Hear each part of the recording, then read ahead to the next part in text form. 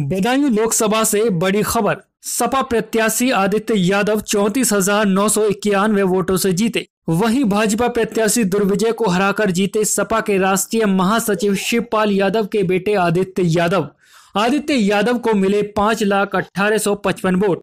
तो वहीं भाजपा प्रत्याशी दुर्विजय को मिले 4,66,864 वोट। इसके साथ ही बसपा प्रत्याशी मुस्लिम खां को मिले 97,751 वोट। अपनी जीत पर आदित्य यादव ने क्या कहा, सुनिए। हमारी माताएं बहनों ने जिस तरीके से इस चुनाव में अपना चुनाव समझ के लड़ा था, जहाँ कई सारी दिक्कतों का सामना प्रत्याशी के रूप में हम लोगों को करना पड़ा, वहीं कई सारी हमारी माताएं बहनें एक, दो, तीन बार पुलिस की प्रताड़ना के बाद भी वोट डालने गई और बड़े अंतर से समाजवादी पार्टी को बदायूं के अंदर जिताया।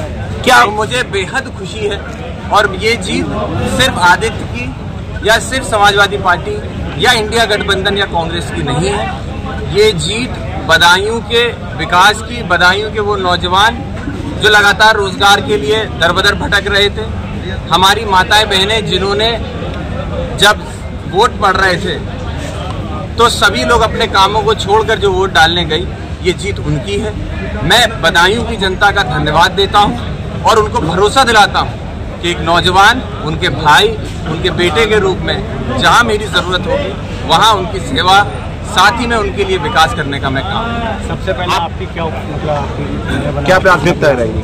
प्राथमिकता जैसा मैंने कहा था पहले भी, जो बदायूं का मेडिकल कॉलेज जो किसी समय पे समाजवादी पार्टी की सरकार में आदरणीय अखिलेश यादव जी ने बनाया, भाई धर्मेंद्र यादव जी ने अपने कार्यकाल में उसको सौगात दी, उसकी आज जो स्थिति है उसको ठीक करना, जिस तरीके से बिलसी से लेके बदायूं के अंदर बाईपास से लेके हर चीज की जरूरत पड़ती है, तो वो सारी चीजों का हम काम करेंगे। और निश्चित ही कई सारी बातें हैं, आज मैं समझता हूँ समय नहीं, लेकिन आने वाले दिनों में आप पत्रकार बंधुओं से भी हम रूबरू होंगे। आप सबका भी मैं धन्यवाद दूंगा जो समय समय पे हमने चुनाव के दिन धरने दिए हों या वोट के लिए या अपने हक की लड़ाई लड़ी हो, आप सब भी वहाँ पर मौजूद रहे और हमारी लड़ाई को, हमारी आवाज़ को आपने जन जन तक पहुँचाया, तो आप सभी का मेरी तरफ से धन्यवाद। ये पोल गलत साबित हुई, चुनाव आयोग में आप लोग परिवार हो, इसकी निष्पक्षता पे आप लोगों ने कहा कि निष्पक्ष चुनाव वहीं से ईवीएम पे भी विपक्ष आरोप लगाता है। अब आप इन तीनों चीज़ों पे क्या कहेंगे? ईवीएम क्या बेकसूर है? देखिए, मैं इतना कह सकता हूँ कि ईवीएम की जो बातें थी वो आज भी सवाल निशान उठाती है,